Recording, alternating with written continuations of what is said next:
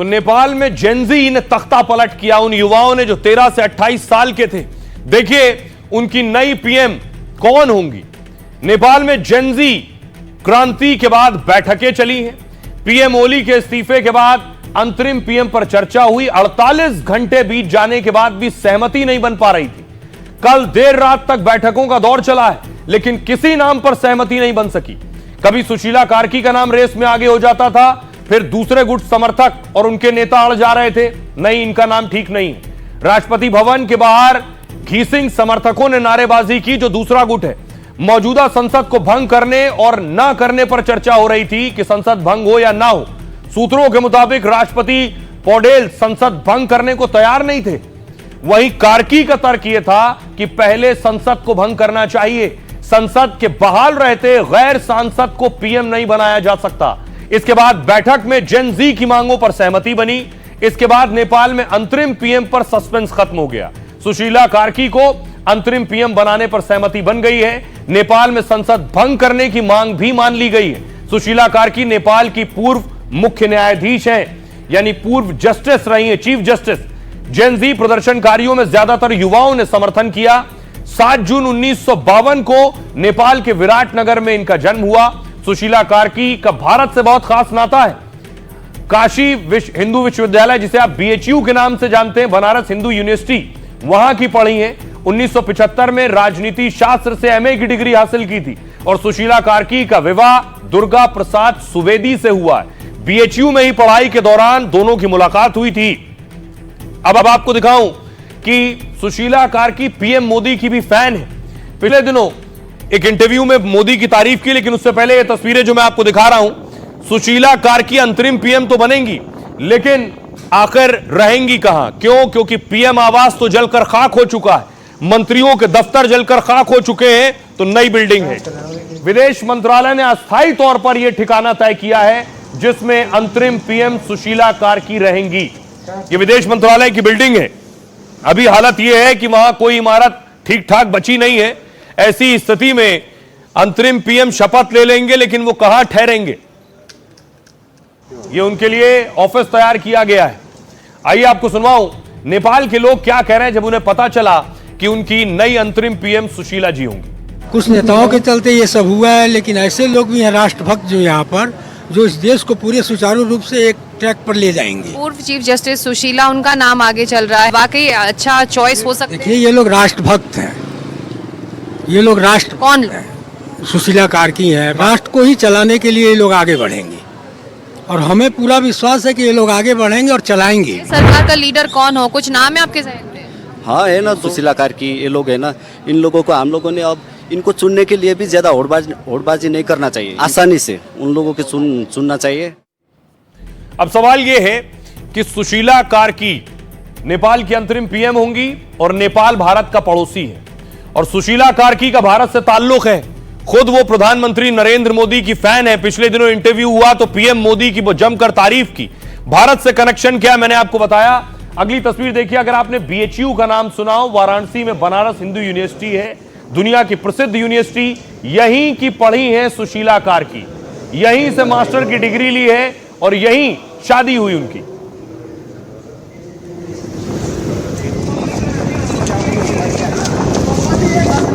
अब देखिए जरा, आपको बताऊं भारत के साथ क्या कनेक्शन है और पीएम मोदी के बारे में क्या विचार रखती हो। सुशीला कार्की ने हाल ही में पीएम मोदी की जमकर तारीफ की। कार्की ने पीएम मोदी की कार्यशैली की प्रशंसा की। कार्की ने एक इंटरव्यू में कहा, मोदी जी को नमस्कार, मेरे जहन में मोदी जी के लिए बहुत अच्छा इंप्रेशन है।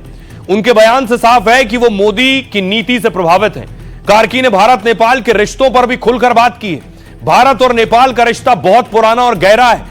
बीच बीच में दोनों देशों में थोड़ी खटपट होती रही है, लेकिन भारत नेपाल के रिश्ते मजबूत बने रहते हैं। कार्की ने कहा, रिश्ते को मजबूत बनाए रखना जरूरी है। कार्की ने मौजूदा हालात में शांति को प्राथमिकता दी। सुशीला ने भारत के लिए अपने प्यार को भी जाहिर किया है, साथ ही भारत के साथ दोस्ती की नई उम्मीद भी जताई है। आइए आपको सुनवाऊं, सुनिए जरा विदेश मामलों के जानकार रविंदर सचदेवा क्या कह रहे हैं। कार्की को किस तरह से आर्मी का वर्किंग रिलेशनशिप होगा, कितने समय के लिए होगा, अगर उसका कोई हिसाब दें, या ओपन एंडेड है, कि इलेक्शन होंगी दोबारा, ये केयर टेकर होंगी, इस तरह के प्रश्नों का आई थिंक जवाब अगले 1-2 दिन में मिलेगा। बट उससे ज्यादा मेन इंपॉर्टेंट ये देखना कि ये जो जेन जी का जो आपका ये रेवोल्यूशन रेबेलियन जो भी है, उसमें से कौन कौन से नेता इनके साथ जुड़ते हैं, और क्या नेपाल जो हुआ है अभी तख्ता पलटी कहेंगे, क्या पूरा का पूरा नेपाल मेजॉरिटी रूप से इससे एग्री करता है, वो आने वाले दिनों में पता चलेगा। तो नेपाल से देखिए एक तस्वीर आ रही है कि वहां नई सरकार बन रही है, अंतरिम पीएम बन रहे हैं, लेकिन जिन्होंने अपनों को खोया है उनके जख्म अभी भी ताजा हैं। ये देखिए, इस प्रोटेस्ट में दावा है कि लगभग 40 से 50 लोगों की जान गई है, और जिनकी जान गई है उनके पार्थिव शरीर, उनके शव उनके परिवार वालों को सौंपे गए।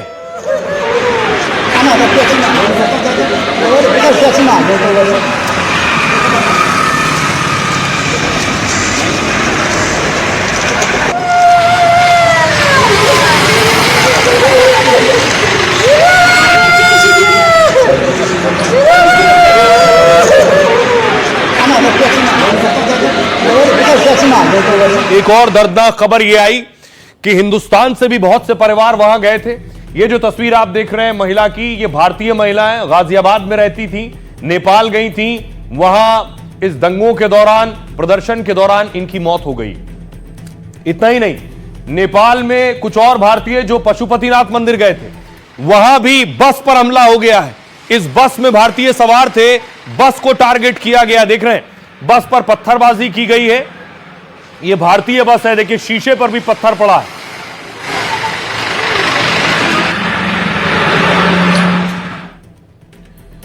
तो भारतीय बस पर अटैक किया गया। नेपाल में जेनजी के विरोध प्रदर्शन का भारत पर भी असर है। नेपाल में भारतीय बसों को निशाना बनाया गया। पशुपतिनाथ मंदिर दर्शन से लौट रहे थे ये भारतीय। हमले के वक्त करीब 50 यात्री इस बस में सवार थे। हमलावरों ने बस की खिड़कियां तोड़ डाली हैं।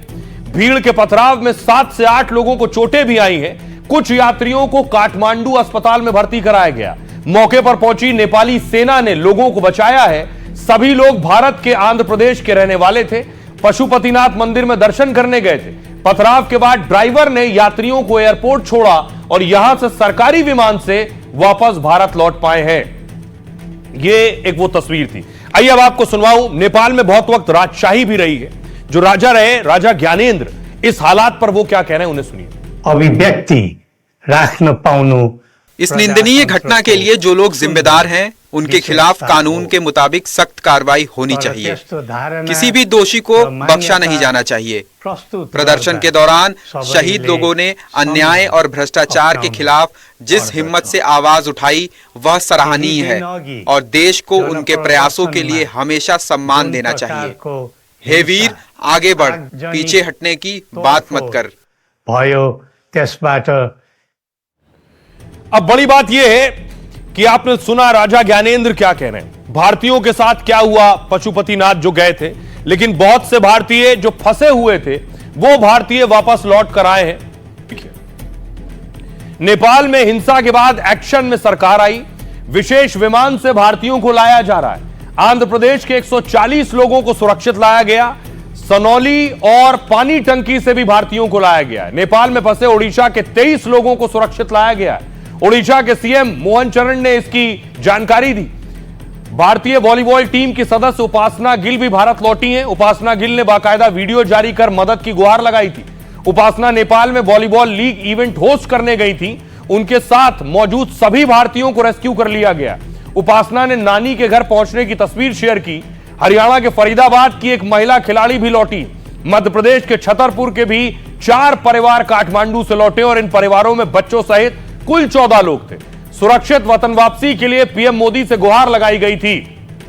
आपको 2 दिन पहले मैंने वॉलीबॉल होस्ट को सुनवाया था जो मदद की गुहार लगा रही थी। अब वो वापस वतन लौट चुकी हैं। उनके दोनों बयान सुनिए। वैसे रिक्वेस्ट करती हूँ कि वो प्लीज हमारी हेल्प करे। जितने लोग हमारी हेल्प कर सकते हैं प्लीज हेल्प करें। मैं यहाँ पोखरा नेपाल में फंसी हुई हूँ। मैं यहाँ पे एक वॉलीबॉल लीग होस्ट करने आई थी और अभी फिलहाल हमारा जो होटल है जहाँ पे मैं रुकी थी वो जला दिया गया है। मेरा सारा लगेज, मेरा सारा सामान मेरे रूम में था और वो होटल को पूरा जला दिया। मैं स्पा में थी और वहां पर पीछे मेरे लोग भाग रहे थे बहुत बड़े डंडे लेके और मैं जैसे तैसे अपनी जान बचा के बस वहां से बाहर निकली हूँ। एक बहुत रिक्वेस्ट है आप सबसे बहुत बड़ी कि आप में से जो यहाँ पे हेल्प कर सकता है प्लीज करे। बहुत बुरी हालत है यहाँ पे, जगह जगह रोड पे आग लग रही है। यहाँ पे टूरिस्ट को भी नहीं छोड़ रहे हैं, उनको कोई फर्क नहीं पड़ता कि यहाँ पे कोई टूरिस्ट है, यहाँ पे कोई काम करने आया है, वो हर जगह बिना सोचे समझे आग लगा रहे हैं और यहाँ पे बहुत ज्यादा बुरी हालत हो गई है। हमें नहीं पता हम यहाँ पे कितनी देर तक रहेंगे दूसरे होटल में, पर मैं बस रिक्वेस्ट करती हूँ इंडियन एम्बेसी से कि प्लीज ये वीडियो, ये मैसेज उन तक प्लीज पहुंचाया जाए। हाथ जोड़ के रिक्वेस्ट है आप सबसे, प्लीज हेल्प अस। यहाँ पे बहुत सारे लोग हैं मेरे साथ और हम फंसे हुए हैं यहाँ पे। Special thanks here to Government of India, to Indian Embassy for arranging rescue flights. Namaste India, Namaste Nepal. I am Upasana Gill and I wanted to tell you that the situation is under control. We all are safe and this is my passport and this is my boarding pass. I'm finally coming home with all my Indian fellows and special thanks to the entire team of Everest Women's Volleyball League because they actually took care of me. तो आप सुन रहे थे जिन लोगों को लेकर आया गया है। उपासना भारत सरकार की भी तारीफ कर रही थी कि सुरक्षित वापस लौट आई, लेकिन नेपाल में सोचिए जब सारी इमारतें, बड़ी बड़ी इमारतें फूंक दी गई हैं, जला दी गई हैं, आखिर अब इनकी मरम्मत कैसे होगी। दरअसल ये जो आप इमारतें देख रहे हैं, ये इसमें राष्ट्रपति भवन भी है, संसद भवन भी शामिल है और सिंह दरबार शामिल है। इन सब का दरअसल बीमा हुआ था। अब बीमा कंपनियों का भट्टा बैठ गया है कि इतना क्लेम चला गया है, शायद बीमा कंपनी उस हालत में ना हो कि इनके पैसे अदा कर पाए। ये तस्वीर आप देख रहे हैं हिल्टन होटल की, फूंक दिया गया। नेपाल में हिंसा में हिल्टन होटल पूरी तरह तबाह हो गया। प्रदर्शनकारियों ने हिल्टन काठमांडू में आग लगाई। इसमें हिल्टन काठमांडू का सबसे ऊंचा 5 स्टार होटल है और इस होटल में सभी आधुनिक सुविधाएं मौजूद हैं। यह होटल पिछले साल जुलाई में बनकर तैयार हुआ और इस होटल में को बनाने में सोचिए 5 अरब 500 करोड़ रुपया लगा है। इसका बीमा कंपनी पैसा कैसे देगी। होटल के साथ सिंह दरबार, सुप्रीम कोर्ट में भी आग लगा दी गई। इसका पैसा कैसे दिया जाएगा। राष्ट्रपति निवास समेत दर्जनों इमारतें फूंक दी गई। कई बैंकों के ब्रांच में भी भीड़ ने तोड़फोड़ की है। बीमा कंपनियों को सोचिए 31 अरब रुपए का क्लेम देना है। 31 अरब।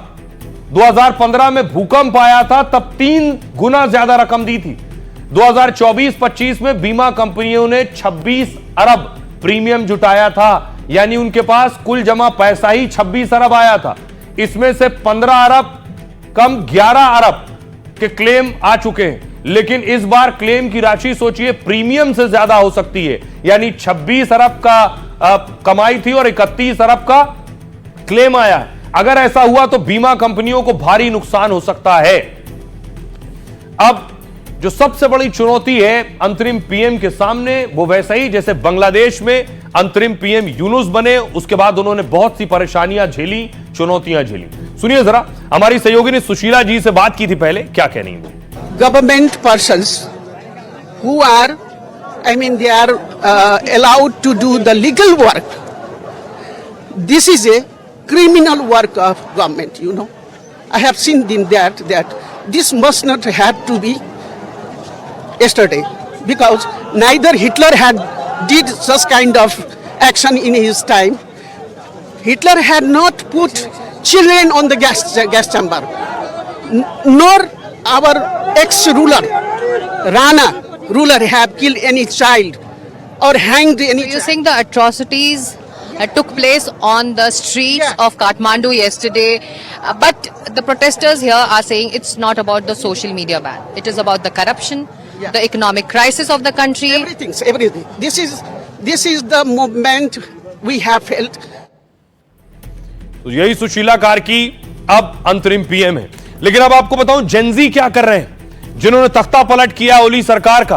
देखिए, ये आप देख रहे हैं, ये तब की तस्वीर है जब सड़कों पर हाथों में बंदूकें भी थी, हथियार भी थे। देखिए, टीयर गैस भी लिए हाथ में। ये वो तस्वीर है जिस दिन ये सड़कों पर उपद्रव कर रहे थे। अब देखिए जरा अगली तस्वीर जो आई है, ये अब काठमांडू की सड़कों पर सफाई भी कर रहे हैं, झाड़ू लगा रहे हैं और मरम्मत कर रहे हैं।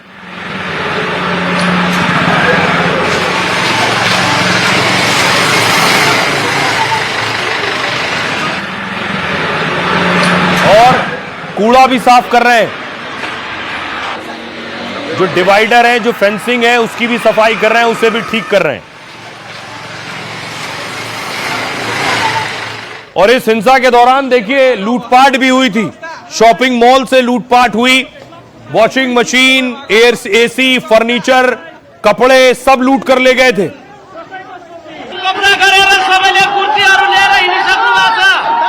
कुर्सी लूट कर ले गए खुशी खुशी।